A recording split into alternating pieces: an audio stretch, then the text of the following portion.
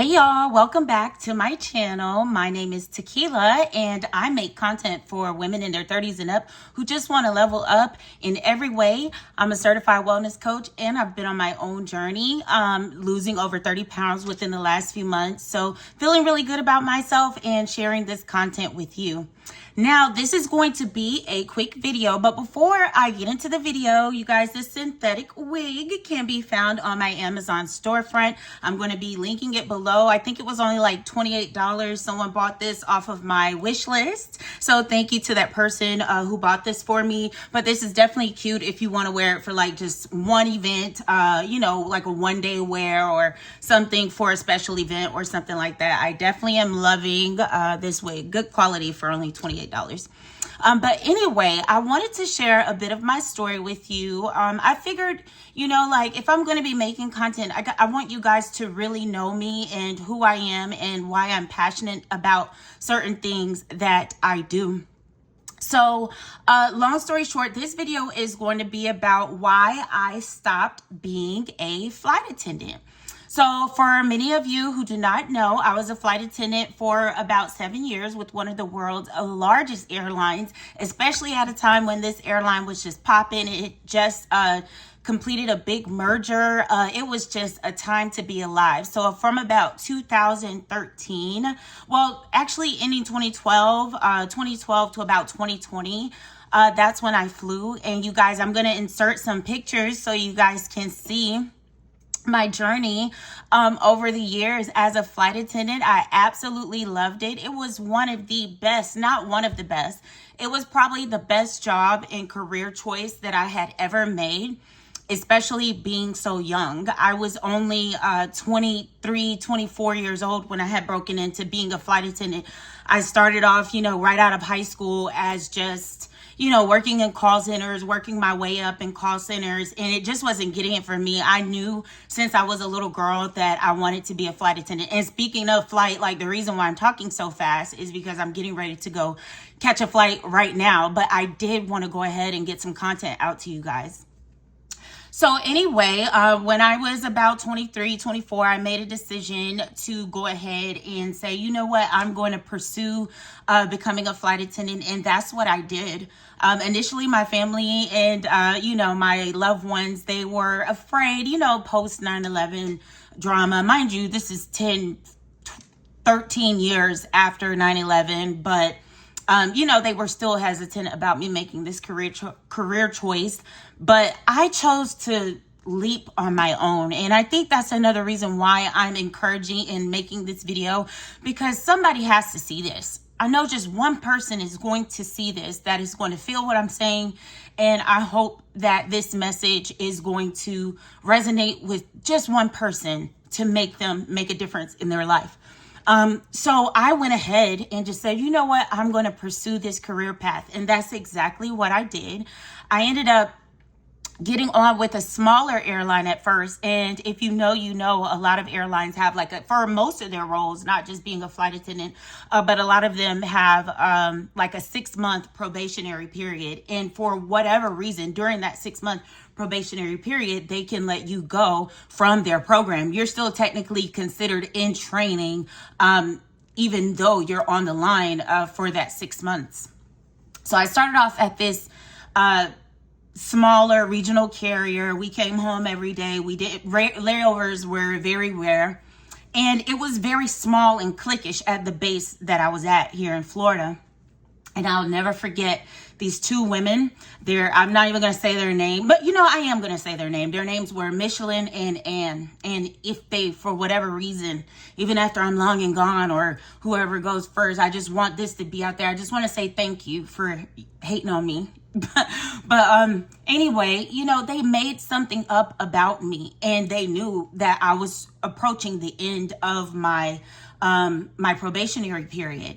And again, if you got in trouble for any reason whatsoever, it didn't matter if it was true or not, that company could just let you go at any time. So again, they ended up making up a story, and essentially my supervisor had called me and told me, bring in your badge and everything, we're going to have to conduct an investigation.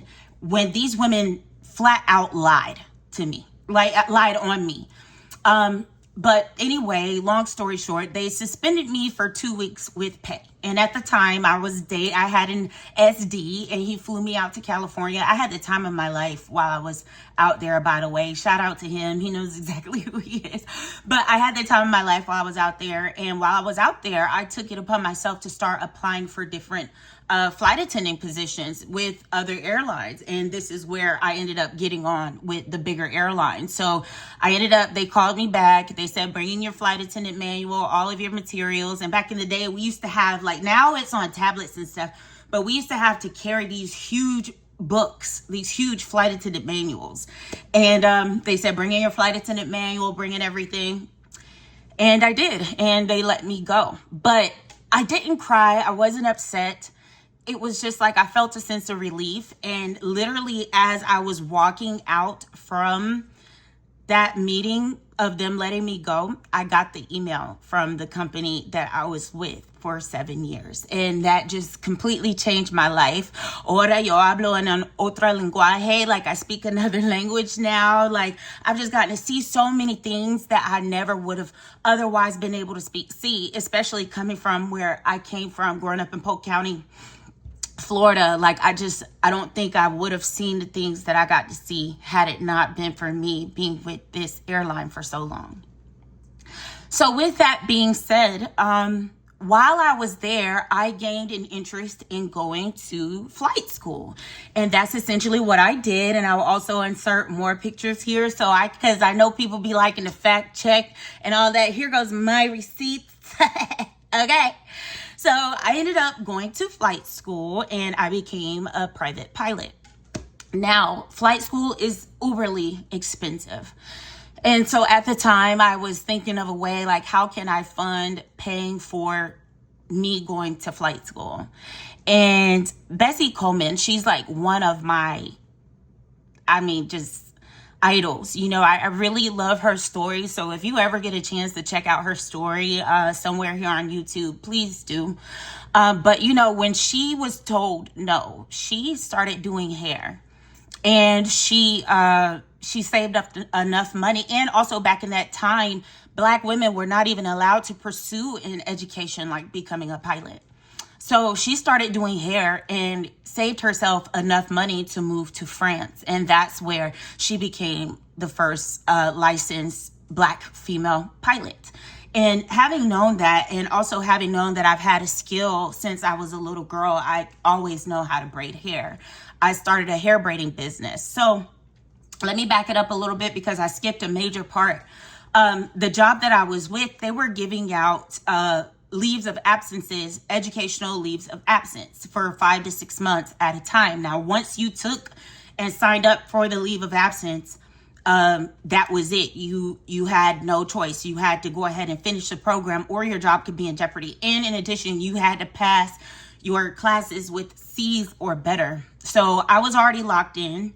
And while I was, during that time without work, I was renting out rooms upstairs in my townhouse at the time, but that just still wasn't cutting it. I still needed some spending money. So I attempted to become like a bartender, a waitress or whatever at that time. And I am going to share my story about, I actually did become a bartender, but it was much later in life. So I'm going to be telling you guys about that as well in another video. But none of these jobs were hiring me. And it was like, I didn't want to commit to a work from home or a job that I had to get up and go to every day because I knew it was going to be temporary. I knew I was only going to be gone for 5 or 6 months. So this is where the hair braiding came in, and I will insert pictures of that as well. So the hair braiding came in, and by the time the 6 months was up of me having that time off, y'all, I developed a clientele. I developed a real clientele. My phone was jumping. I had people, and my prices were good. My work was good. I had people calling me left and right. So by the time I went back to being a flight attendant, I literally was flying for 3 days a week, doing hair the other 3 days a week. And I usually would try to reserve Sundays off completely. That's what I would bid for when I was a flight attendant, just Sundays off.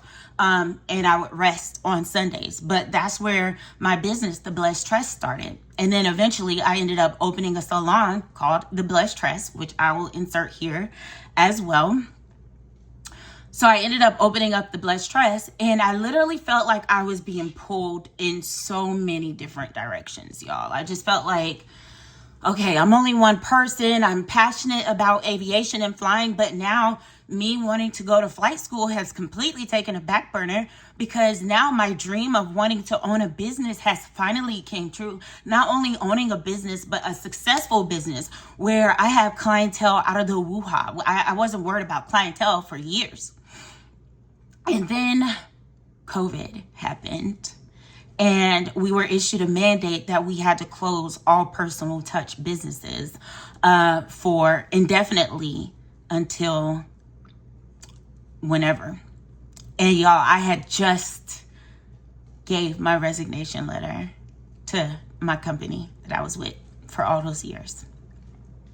Literally within 2 months of me giving my resignation letter, we had to close down shop.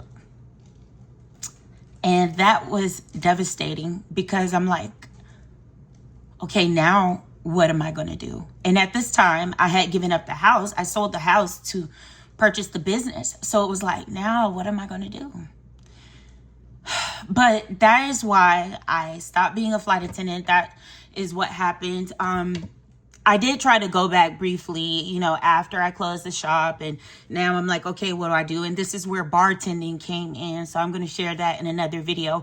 But I did try to go back with another airline, and it just wasn't cutting it, y'all. It wasn't what it used to be. It wasn't fun anymore. I felt like a slave, especially after owning my own business, creating my own schedule for so long. I just felt like it just wasn't aligned with who I wanted to be anymore.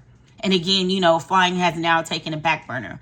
But I did end up going back to school to continue my education in aerospace sciences. And I will show my graduation photo here. But yeah, that's why I stopped being a flight attendant. I do at times regret it, but you cannot dwell on the past. You can't cry over spilled milk, spoiled milk, whatever, however the saying goes. You just have to keep going, and you have to persevere. And this is all a part of the story that's leading up to where I am now, and sharing the content that I'm sharing with you now. So I just hope that this message reached the person that it was meant to reach. And please like, share, subscribe. I thank you so much for being here. Thank you for sticking by me and this channel. And there's plenty more to come. Bye.